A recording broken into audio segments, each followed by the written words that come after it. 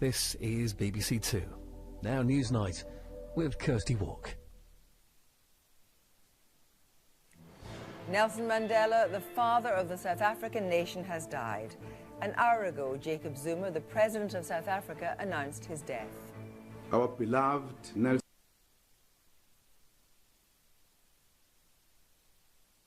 Mandela, the founding president of our democratic nation, has departed.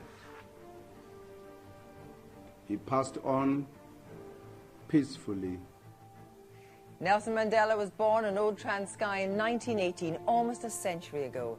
In 1963, he was sentenced to life imprisonment for political offences and spent 18 of his 27 years in prison on Robben Island. There are many people who feel that it is useless and futile for us to continue talking peace and non-violence against a government whose reply is only savage attacks on an unarmed and defenseless people. He was released in 1990, and 3 years later, Mandela and President de Klerk were awarded the Nobel Peace Prize. In 1994, Mandela voted for the first time in his life and was elected the first president of a democratic South Africa.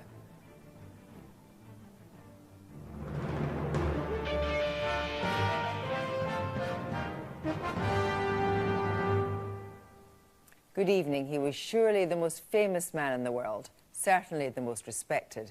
He was called the world's elder statesman. Nelson Mandela, Madiba, his clan name, has died at home at the age of 95, surrounded by his family, including his former wife, Winnie Mandela, his present wife, Gracia Machel, and the President of South Africa, Jacob Zuma, made the announcement under an hour ago. Fellow South Africans, our beloved Nelson Mandela, the founding president of our democratic nation, has departed. He passed on peacefully in the company of his family around 2050 on the 5th of December 2013.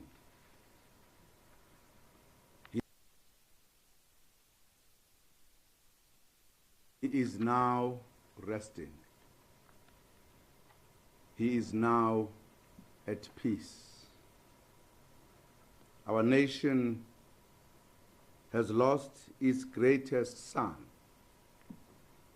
Our people have lost a father.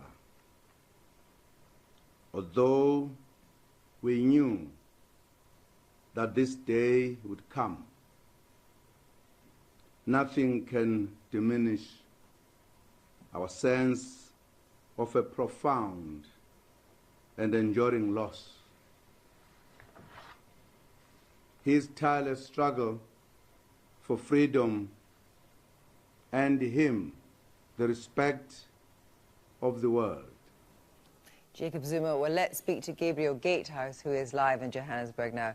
Gabriel, first of all, there must be a profound atmosphere of sadness in the country. Yes, that's right. That statement which you heard, which came just about an hour ago, was preceded by a few hours of quite frenetic activity around former President Mandela's home in the suburb of Johannesburg, known as Houghton. We saw cars arriving, family members, some government vehicles, and then about an hour before the statement, police vans trying to set up a cordon to keep whatever crowds might gather out. I think that certainly told people here that something was up, even though, of course, this announcement has been expected for a very, very long time now.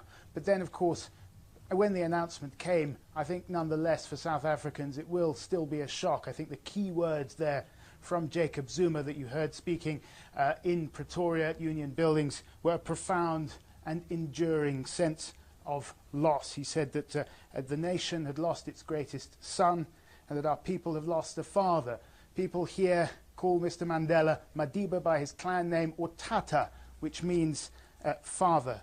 And I think despite the fact that, of course, he was 95, he had been ill for a very long time. He was taken into hospital in June. That was the third time this year. He spent 3 months there in Pretoria in that hospital getting very intensive treatment.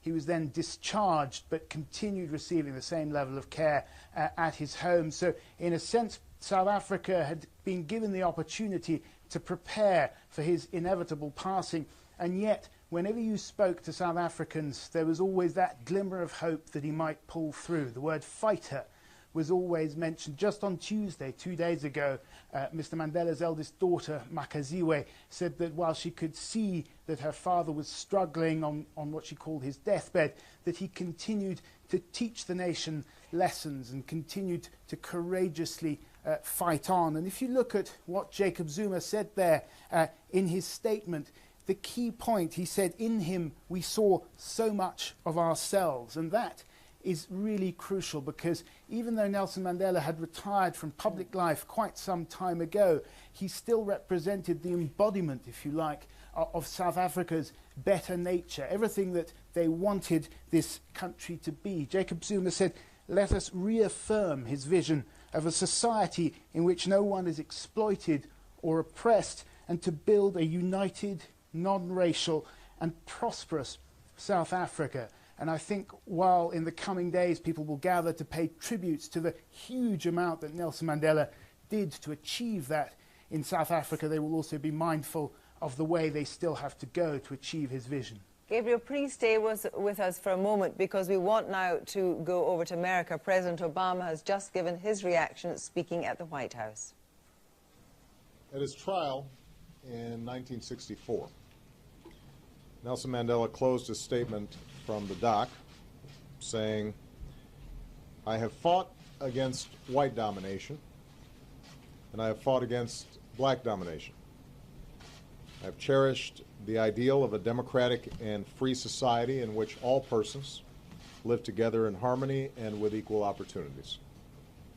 It is an ideal which I hope to live for and to achieve. But if needs be, it is an ideal for which I am prepared to die. And Nelson Mandela lived for that ideal, and he made it real. He achieved more than could be expected of any man. And today he's gone home. And we've lost one of the most influential,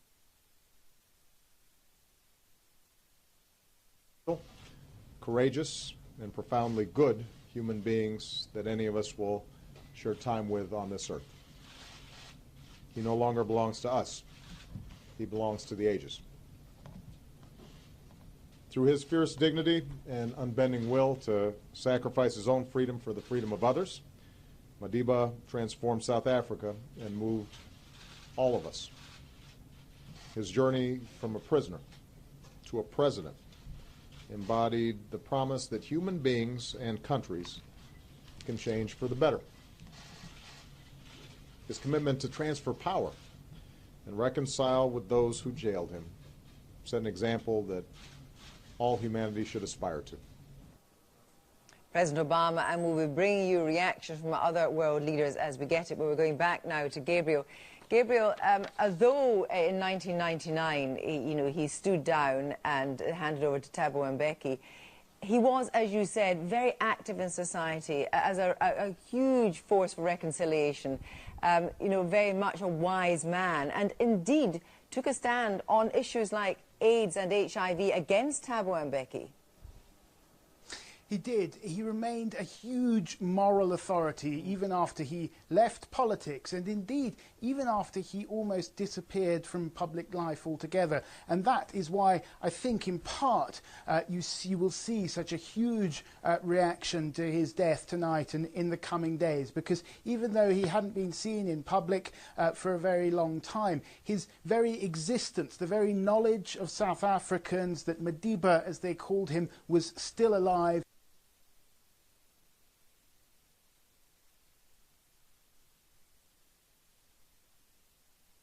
and still amongst them, many felt exercised this moral power over them, and it had this power of this vision of a country that could always be better than it is, a country that achieved so much against such terrible odds.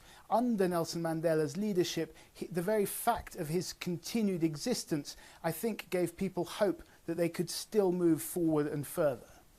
Thank you very much indeed, Gabriel. We can be joined now by Benjamin Pogrund. He is a South African former journalist who reported on the anti-apartheid struggle and became close to Nelson Mandela. Benjamin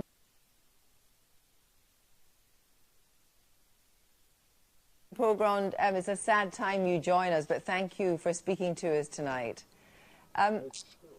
You knew Nelson Mandela as a young man, and you, in fact, I understand, were the person who reported on his decision to take up the armed struggle. Yes, well, you know, I knew him first about 55 years ago, when I was a young reporter on the Rand Daily Mail specializing in black politics in Johannesburg, and he was an attorney. And I began to see him, and then there was a big demonstration against the pass laws, the document that all blacks had to carry, and a couple of thousand black women were arrested, and there was a mass trial in the basement of the Johannesburg Magistrates Court. And the magistrate closed the court to the press, and Nelson and I discussed it, and I went to the magistrate, because I'd done law, and I said, I'll go to the Supreme Court, you're not allowed to do this. And the courts were opened, and Nelson never forgot this. In the later years, when he was on Robben Island and I was persona non grata with the government because of my writing, he used to write letters to me, and they would take 4, 5, 6 months to get to me, because he didn't address them to me by name, but he'd refer to this episode, and the letter would be passed on from person to person until people worked out who it was. Do you think when he organised that national workers' strike, the 3-day strike, and then carried on in that vein, that he knew that it was very possible that he would be in prison for a very long time? Oh, yes. That was, you know, going back to those days, his commitment to freedom, his self-sacrifice.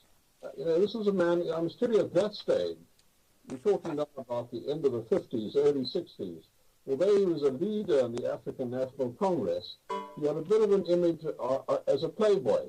He was very handsome, he was well-dressed, this tall, strapping man. He liked the ladies until his second marriage, obviously, and he settled down. And he had a motor car, which was very unusual for blacks. He was a lawyer. You know, only a handful in Johannesburg at that time. But when by the way, I saw him in prison. I was the first non-family person to be allowed to see him as a friend, not as a journalist, in the early 80s.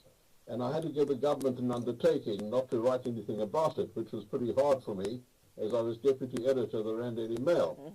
But the point I'm making there is the difference between what he was in 1960-61 and what he was 20 years ago was he was a different person. He had matured, he had grown. I'd heard already through the grapevine that he had become the natural leader on Robben Island and in Pollsmoor. It wasn't just the African National Congress, but all the freedom movements, because there were people from all sorts of movements. They all deferred to him. And if there were any problems, they went to him, and he decided what to do. Thank you very much for joining us this evening, Benjamin Pogrund. This is BBC Two. Now Newsnight with Kirsty Walk. Nelson Mandela, the father of the South African nation, has died. An hour ago, Jacob Zuma, the president of South Africa, announced his death. Our beloved Nelson Mandela, the founding president of our democratic nation, has departed. He passed on peacefully. Nelson Mandela was born in Old Transkei in 1918, almost a century ago. In 1963, he was sentenced to life imprisonment for political offences and spent 18 of his 27 years in prison on Robben Island. There are many people who feel that it is useless and futile for us to continue talking peace and non-violence against a government whose reply is only savage attacks